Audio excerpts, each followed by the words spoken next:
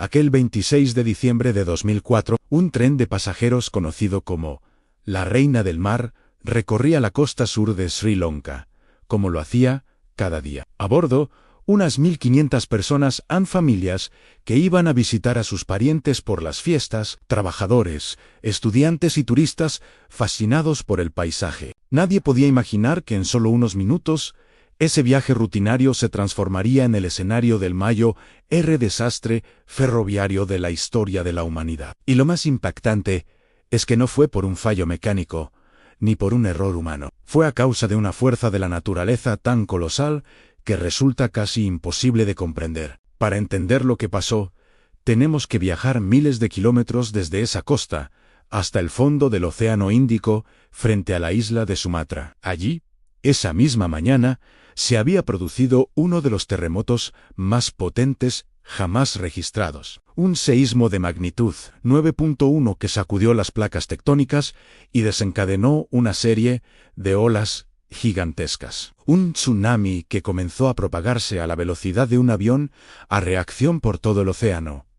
Pero en el tren, la vida seguía su curso normal. La gente conversaba, leía, miraba por la ventana el mar azul y tranquilo. No había ninguna señal que advirtiera del peligro que se acercaba. La red ferroviaria de Sri Lanka es una herencia de la época colonial británica. Muchas de sus líneas se construyeron bordeando la costa, a veces a tan solo unos metros del agua, ofreciendo unas vistas espectaculares, pero, como se demostraría, también exponiéndolas a un riesgo enorme. El tren número 50, la Reina del Mar, cubría la popular ruta entre la capital, Colombo, y la ciudad de Matara. Era un tren convencional, abarrotado como siempre, sin ningún tipo de sistema de alerta ni protección contra desastres naturales.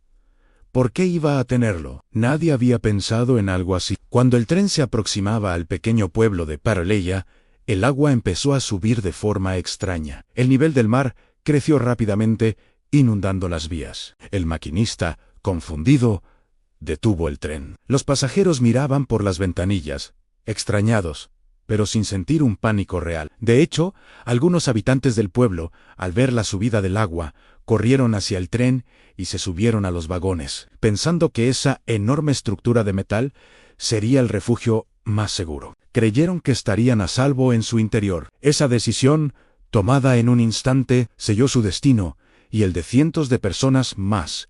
Lo que acababan de presenciar era solo la primera ola del tsunami, relativamente pequeña. Sirvió para detener el tren y dejarlo completamente inmovilizado en medio de las vías inundadas.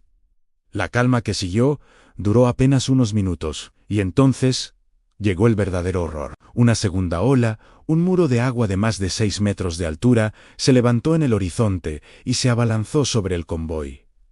El impacto fue brutal. La fuerza del agua fue tan descomunal que arrancó los pesados vagones de acero de las vías como si fueran juguetes de papel. Los coches fueron arrastrados, volcados y empujados más de 50 metros tierra adentro, chocando contra árboles y edificios. El pánico y el caos se apoderaron de todo. El agua inundó los vagones, atrapando a la gente en su interior. Pero la pesadilla no había terminado. Poco después, llegó una tercera ola que remató la destrucción. Lo que quedaba del tren fue completamente destrozado y sumergido. En menos de 15 minutos, la Reina del Mar había desaparecido bajo las aguas, llevándose consigo a casi todos sus ocupantes. Se estima que más de 1.700 personas perdieron la vida en este único suceso. Es una cifra escalofriante.